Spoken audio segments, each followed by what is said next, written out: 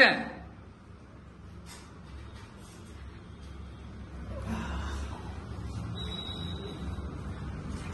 ಯಾಕೋ ಹೊತ್ತಿನಿಂದ ಮೈ ಕೈ ಎಲ್ಲ ನೋವಾಗ್ತಿದೆಯಲ್ಲ. ಚೆನ್ನಾಗಿರೋದ ಚೆನ್ನ ಗೌಡ್ರ ನಾನು ಇಲ್ಲ ಇದ್ದೀನಿ ಗೌಡ್ರ. ಬಂದೆ ಗೌಡ್ರ. ಅದು ಎಲ್ಲಿ ಆಗ ಹೋಗಿದ್ದ ಗೌಡ್ರ ಭತ್ತದ ಕಣದಾಗ ಮೂಟೆ ಇಡಿಸ್ತಾ ಇದ್ದೆ ಗೌಡ್ರ. ಲೆಕ್ಕ ಎಲ್ಲ ಸರಿ ಐತಾನೆ? ಲೆಕ್ಕದಲ್ಲಿ ನಾವು ಪಕ್ಕ ಅಂತ ನಿಮ್ಗೆ ಗೊತ್ತಲ್ವಾ ಗೌಡ್ರ? ಆಯ್ತು. ಯಾಕೋ ಹೊತ್ತಿನಿಂದ ಮೈಯೆಲ್ಲ ನೋಡ್ತಿದೆ ಕಣ್ಣ, ಒಂಚೂರ ಗೊತ್ತಲ್ಲ. ಅಷ್ಟೇ ಅಲ್ವಾ ಗೌಡ್ರ, ಓದ್ತೀನಿ ಬಿಡಿ ಗೌಡ್ರ. ಲೇ ಗೌಡ್ರ, ಒತ್ತದ್ರಲ್ಲೂ ಒಂಚೂರು ಹಿತ ಇರ್ಬೇಕಣ್ಣ. ನಾನು ಎಷ್ಟೇ ಒತ್ತಿದ್ರು ನಿಮ್ಗೆ ಒತ್ತದ ಗೌಡ್ರ. ಲೇ ಅಲ್ಲ ನೋಡ್ರಿ, ಒಂಚೂರು ಮೆತ್ತ ಮಾತಾಡಲ್ಲ. ಗೌಡ್ತಿ ಗಿರ್ತಿ ಕೇಳಿಸ್ಕೊಂಡ್ಬಿಟ್ಟಳು. ಹೇಳ್ಸ್ಕೊಡಲ್ಲ ಬಿಡಿ ಗೌಡ್ರೆ, ಅಮ್ಮ ಕೆಲಸ ಮಾಡ್ತಾವ್ರೆ. ಸರಿ ಆಯ್ತು. ಬೆಳಗ್ಗೆಗೆ ಸಂತೆಗೆ ಹೋಗ್ಬೇಕಲ್ಲ, ಕಾಯಿನೆಲ್ಲ ಸುಲ್ಸಿದೆ ಅಲ್ಲ? ಹ್ಞೂ ಗೌಡ್ರ, ಕಾಯಿನೆಲ್ಲ ಸುಲ್ಸಿ ಮೂಟೆ ಕಟ್ಟಿ ಮಡಿಸಿಟ್ಟಿದ್ದೀನಿ ಗೌಡ್ರೆ. ಬೆಳಗ್ಗೆ ಒತ್ತಾರೆ ಎದ್ದು ಮೂಟೆ ಕಟ್ಕೊಂಡು ಪೇಟೆಗೆ ಗೊತ್ತಾಗದ ಗೌಡ್ರ. ನೋಡ್ರೆ ಬಾರಮ್ಮ ಮನೆಯಮ್ಮ, ಕೂತ್ಕೊಳ್ಳಮ್ಮ.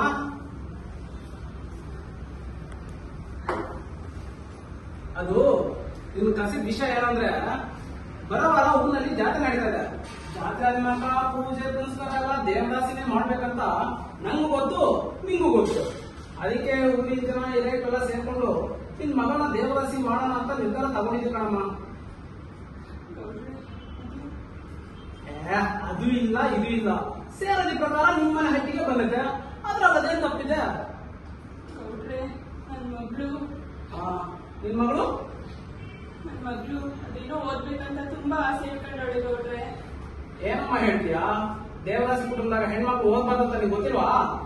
ಬೇಕನ್ನ ಗೌಡ್ರ ಬುದ್ಧಿ ಹೇಳ ಗೌಡ್ರ. ಮುನಿಯಮ್ಮ ಒಟ್ಟಿಗಿಟ್ಟಿಲ್ಲ ಅಂತಂದ್ರೆ ಜುಟ್ಟಿಗೆ ಮಲ್ಲಿಗೆ ಬಂದೆ ನಾವು ಗೌಡ್ರಿ ಕೇಳಮ್ಮ. ಏನಮ್ಮ ನೀನು ಗೌಡ್ರೆ? ನೋಡಮ್ಮ, ದೇವದಾಸಿ ಕುಟುಂಬದಾಗ ಹೆಣ್ಮಕ್ಳು ದೇವ್ರ ಸೇವೆ ಮಾಡ್ಕೊಂಡಿರ್ಬೇಕು, ಓದಕ್ಕಲ್ಲ. ತಿಳಿತಾ? ಗೌಡ್ರೆ, ನನ್ ಮಗಳನ್ನ ದೇವದಾಸಿ ಮಾಡ್ಬೇಡಿ ಗೌಡ್ರೆ. ನನ್ ಮಗಳು ಅದೇನೋ ಓದಿ ದೊಡ್ಡ ಸಾಹೇಬ್ಳಾಗ್ಬೇಕಂತ ತುಂಬಾನೇ ಕನ್ಸು ಕಟ್ಕೊಂಡವಳೆ ಗೌಡ್ರೆ. ಗೌಡ್ರೆ ನಿಮ್ ಕಾಲು ಇಟ್ಕೋತೀನಿ ಗೌಡ್ರೆ. ದಯವಿಟ್ಟು ನನ್ ಮಗಳನ್ನ ದೇವದಾಸಿ ಮಾಡ್ಬೇಡಿ ಗೌಡ್ರೆ. ಯಾವಮ್ಮ ಈ ನರಸಿಂಹಗೌಡ ಒಂದ್ಸಲ ತೀರ್ಪು ಕೊಟ್ಟ ಅಂದ್ರೆ ಮುಗಿತು. ಈ ನರಸಿಂಹಗೌಡ ತೀರ್ಪು ಕೊಡೋದು ಅಂದ್ರೆ ಆ ನರಸಿಂಹಸ್ವಾಮಿ ವರ ಕೊಟ್ಟಂಗೆ. ಮುಂದಿನ ವಾರ ಈ ಊರಿನಲ್ಲಿ ಜಾತ್ರೆ ನಡೀತದ. ಜಾತ್ರೆಗೆ ಹಿಂದಿನ ದಿವಸ ನಿನ್ ಮಗಳು ದೇವದಾಸಿ ಆಗ್ತಾಳ. ಅದಕ್ಕೆ ಸಂಬಂಧಪಟ್ಟ ಏರ್ಪಟ್ಟದೇನಿದೆಯೋ ಮಾಡ್ಕೋ. ಲೇ ಚೆನ್ನ, ಇನ್ನು ಅಲ್ಲೇ ಅದೆಲ್ಲ ಮಾಡ್ತೀಯಾ? ಬರಲ್ಲ ಅದೇ ಗೌಡ.